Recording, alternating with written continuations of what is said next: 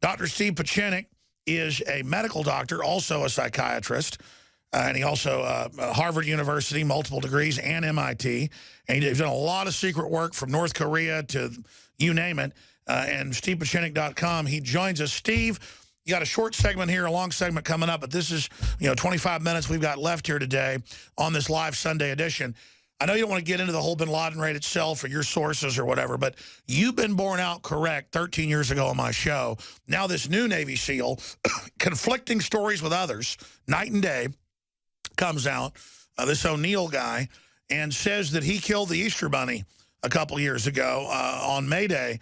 What is the truth, and why is this story so big, and why have in WikiLeaks emails with Stratford and the CIA, they're freaking out about our interviews. That's been in the news. Why are they so scared of us saying this is a fraud, Dr. Steve Pieczenik? Well, the real issue is that Alex Jones and Dr. Steve Pieczenik combined reached out to millions of Americans and worldwide and say, look, the 9/11 stand-down was created by Bush Jr. and Cheney and Rumsfeld. Osama bin Laden was already dead and had been dead from Marfan syndrome.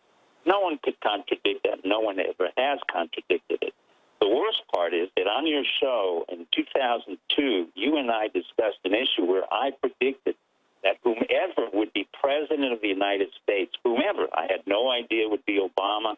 I had no idea whether it was a man or a woman. I said on the day that president declares that we are finished in Iraq and Afghanistan, we will have killed, and that day he will claim that we will have killed Osama bin Laden. And true to form, the president of the United States, 10 to 11 years later, Obama, comes out and says he killed Osama bin Laden, which was absolutely absurd.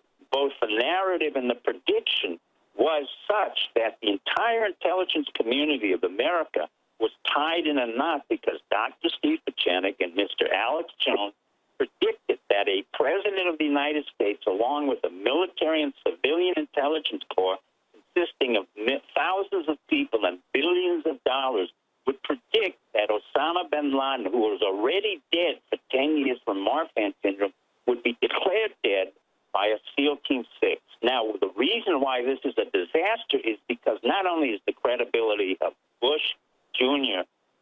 Destroyed, not only is the credibility of Obama destroyed, but the credibility of Bill Clinton is destroyed, because Bill Clinton has not been brought into this issue for a long time. But Bill Clinton was involved in rendition and the prelude to the Osama bin Laden story, because he had already sent physicians from the CIA that summer before Bush Jr. came in, and it was a continuity issue between Clinton and Bush Jr. So the entire administration is now facing a credibility and legitimacy issue when already 3 SEALs come out, each one claiming they shot the bunny rabbit. There's no way they could have shot a man who was already dead. First of all, whatever that raid was, whether it existed or not, I couldn't care less. But what happened in effect is that the credibility of Admiral Mullen, the credibility of Panetta, Secretary of Defense, the credibility of Gates as Secretary of Defense, the credibility of John Brennan as Director of the CIA, the credibility of James Clapper as Director of National Intelligence is entirely brought forth and delegitimized. So you're talking about an entire intelligence system plus a White House and 30 years whose legitimacy has been delegitimized. And now you have Bush Jr. coming out and saying he wants to write a book about his father, he's a painter, and Clinton trying to retool his wife through a system that's already been destroyed. Don't they get there's been a major political realignment that you and others predicted at the state level, and that it doesn't matter who you are, what color you are, people are sick of the system. The military is almost completely awake. The police I talk to are awake. In fact, I'm always criticizing government. It seems to be people in the security services, as you'd call them, that seem to be the most awake. Isn't that a problem for the corrupt establishment? It is a major problem for the corrupt establishment. Let me hark back, and I'm not going to go into, you can call us conspiracy theorists, but be it as it may, the issue of John F. Kennedy being assassinated is a very real issue in this country. When a civilian president lies and distorts the truth to the entire country, but at the same time puts his intelligence service at a very risky point. Now, let me give you an example. 50 years ago, when John F. Kennedy decided, and he was not a good president, he had Addison's disease, yet nobody discussed it. He came in, was indecisive, yet he displayed our entire intelligence system, the CIA, all over the world in covert operations, which they were not effective in. And Eisenhower said repeatedly to the CIA and Allen Dulles, "You are a legacy of ashes." Subsequently, we have an entire intelligence system in the billions with 16 different units that are not really effective. And they came out even publicly, the CIA said, "Oh, we haven't armed rebels very well." Well, what happens when you distort and you play with our intelligence system? They come back and they will reprimand the president in ways that the president has no idea. Let me give you an example. When we had the Ebola epidemic, who do you think we went to? Did we go to the CDC? No. They were ineffective. They were civilians. No, it really is true that no other agency works other than the military. That's correct. Our military under General Dempsey, who's been very effective in controlling the military, maintaining command and control, and also disagreeing with the President of the United States, has been able to... And now they're trying to politicize and ruin the Navy with the SEALs. This is just, correct. This is dangerous. This is not only dangerous, it's disgraceful. Every naval admiral, but now they have a present new chief of naval operations who I hope will reprimand McRaven, who was in charge of special forces when this occurred and knew he was lying, as well as Stanley McChrystal, who knew he was lying because he had already abused one of our own armed officials, and he killed one of our own soldiers, friendly fire. And will also reprimand Mullen, Gates, Panetta, who has been egregious in his attempts to self-aggrandize at the expense of the President of the United States. He was the one who created this nonsense in this movie that Catherine Bigelow created, and I tried to stop, which was called 0-30. Total, absolute nonsense. The fact that Osama bin Laden was even tracked or in any way controlled was nonsense. Everyone knew in the system that he was dead and that the narrative would never work. Sure, I mean, he was near death whenever Stratus Ivy in the Army was ordered to stand down in early 2001. Correct. And so our military officers, now remember, many of these military officers have come up through the ranks, have never seen combat. They came in through the Iraq War, the first Iraq War, so they only saw 36 hours of combat. Many of them are generals, admirals, and Air Force generals who've been dismissed, by the way. Dempsey and the chairman of the Joint Chiefs of Staff has done a very good job of getting rid of our Air Force generals of the nuclear strategy. I will stay there. Dr. Pieczenik, you've got the floor for the last 10 minutes. Talk about the awakening or what your view is on it, expounding on that and where you see things going. And then talk about the real power structures in this country. Certainly the Army's not perfect. The Navy's not perfect. The Air Force, the Marines. But because they are basically all that's left of old Renaissance America, that's why I can pull up countless headlines and declassified documents where #1 enemy, returning veterans, #1 enemy, returning vets, #1 enemy, gun owners, libertarians. I mean, didn't the Obama administration know that when they went in and tried to train the non-enlisted officer corps, or the general enlisted, excuse me, the non-commissioned, that would wake them up? I mean, things like that, saying the military's the enemy, shows that we must have some traitors in charge. Let me put it this way. We have a phenomenal country. Unfortunately, we don't have leaders that are equivalent to the greatness of our country. What do I mean? Despite all of the problems that we've recently had, the Ebola epidemic, what happened? The military did not wait. General Dempsey, at his initiative, decided to send over 4,000 brave men and women in our Army to Liberia, not just to have them contaminated or be contaminated. On the contrary, what was used was intelligence, surveillance, and reconnaissance. They took all the drones from Afghanistan and Pakistan and used it over Liberia and Sierra Leone to monitor and evaluate the degree of the crisis in Liberia and Sierra Leone. In turn, they developed hospitals where, in turn, they had a command and control system, which overrode the CDC and the non-existent of the Surgeon General. So the civilians failed. The President of the United States failed. The CDC failed. The director of the CDC failed. And the Public Health Service failed. as a result, our military, when in command and control of Moab, did not ask for permission, was very successful in building the capability.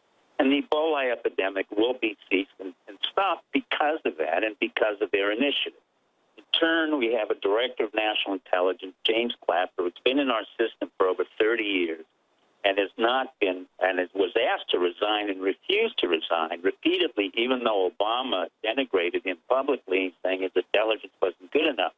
Yet this past week, he was able to extradite and extract 2 American citizens quietly from North Korea. So we have an amazing military under General Martin Dempsey, who's very modest, very quiet, and very effective. The problem is within our military corps, we've had the braggadocio, the self-aggrandizing man. That came out of the Navy. Why the Navy? Because in turn, the Navy was very responsible or reacted inappropriately to the demands and control of Bush Jr., John Brennan, the CIA, and this I go back to Admiral Mullen, Admiral McRaven, the head of Special Forces, who should never have used the Navy in any way for propaganda or promoted his own self-aggrandizement in saying that he killed specifically Osama bin Laden. Nor should the President of the United States lie to the American public that Osama bin Laden was killed by him or anybody else. But since you started talking about this on my show 13 years ago, now it's admitted it's so clear from being outside government. Well, it was a lie. Of course it was. But it's so clear. It's so clear, though, that there are interagency wars. The FBI fighting with the CIA, the NSA fighting with the CIA, but then they're all lined up generally attacking the actual armed services, because that's the only thing that goes back to George Washington. That's the only thing they haven't taken over completely. And they know the military isn't going to take the guns. They know they're awake. They know they're like the best people we've got. And so that's why there's this open demonization of the veterans, which is jumping the shark, Dr. Pieczenik. Well, this is exactly what I'm trying to say. We said this for a long time. Number one, the CIA really has to be scrubbed out and cleaned out. Brennan has to be fired, and so do the DDOs, the covert operatives, and the DIs, the analysts. For too long, and for a very long time, they've been under the influence of the Bush family, the Clintons, and others who went to Yale. It is a disastrous organization. For the 30 years that I've been in and out of government, I could rarely rely on the CIA. They are experts on 9/11 and stand down. There was no question that the man who told me this was the stand down worked for Paul Wolfowitz. There's no question that the Jewish neocons who were involved, Wolfowitz, Earl, Elliot Abrams, and those have to be brought up for trial and tribulation. There's no question that Bush and Cheney. But until we do that, this government will not be clean of sin. And by the way, Dr. Pieczenik, you're Jewish. Yes, I am. I'm very proud I'm Jewish, but I'm not proud of those who've acted against our government and those who inspired the Israelis to work against our own interests. So Israel and being Jewish does not mean that you're Jewish in temperament or soul. Most of the Americans really don't care whether you're Jewish or Christian or Muslim, but they do care that is you're American. Unfortunately, American Jews have no idea of their own history of the anti-Semitism and the fact that they were manipulated into a position where they created this 9/11, the stand down, and Israel was in fact involved with Mossad operatives. That's not fictitious. That's not theoretical. That's a fact. Sure. How many countries were involved? Saudi Arabia clearly as well. Saudi Arabia, Pakistan, the ISI of Pakistan. That's the Inter-Service Intelligence Service of Pakistan. You're talking about Israel, Mossad operatives who were already in my house in June before that 9/11. And you're talking about the United States. But the primary... Listen, I got visited by a major Mossad operative. Well, yes, but you know, the Mossad in Israel is insignificant to Israel now, to America. They're a strategic liability. David Petraeus said it, I've said it, and now... No, I know, but you also got visited and threatened by British intelligence, basically, correct? Well, yeah, the British have been involved. The British are secondary countries. They're not relevant to the United States. The United States is only relevant to itself and its position in the world. Well, I mean, I want listeners to understand, though. I mean, you co-wrote books with Tom Clancy. You're a famous spy. You're well-known with the Army, the rest of it. I mean, you're not making this stuff up from your perspective. No, I'm not making it up. I said it 13 years ago. Bush, Rumsfeld, Cheney, you know, Rumsfeld and Condoleezza Rice are very much responsible, as well as Steve Hadley. Well, Condoleezza Rice called Mayor Willie Brown and said, don't fly to New York tomorrow. And again, I just want to be clear, there's a lot of criminal groups, whether it's the U.S., Israel, Britain, Pakistan, all of them have criminal groups within, manipulating, keeping people in the dark. But undoubtedly, there are radical Islamicists that are being funded and allowed to attack. And I really loved it a month ago when General Dempsey was in there being grilled by that little guy, the senator on the Armed Services Committee, Lindsey Graham, and Graham said, there are no Muslims, countries funding ISIS. And Dempsey said, of course they're funding it. We're basically funding it too. So I do see that Dempsey stopped the attack on Syria, and that the military is saying no to a lot of this. So I think America's always calling for a military coup. I think what you're getting at is there's kind of a soft coup, a soft refusal to take the guns to start the Civil War. Our military will never attack the civilians. I can assure you that. However, our own civilians will attack civilians, i.e. the CIA, the President of the United States, 3 of them, Clinton. Let me be sure. Let me make it certain. Bill Clinton and Hillary were very much a part of 9/11. They're not absolved of this. Jeb Bush. No, I know. They ordered to stand down on killing bin Laden in 96 and 98. Dr. Pieczenik, you're on fire today. We're going to have you up for a full hour this week to get into this. Will you come back? Thank you, Alex, and thank your people, and thank America. We're on a good road. We're doing the right thing, and we've come to the right position. But thank you, Alex, for being very brave. Well, yeah. Well, I know. I can tell you, this is dangerous, folks. God bless you. We'll talk to you soon, Dr. Pieczenik.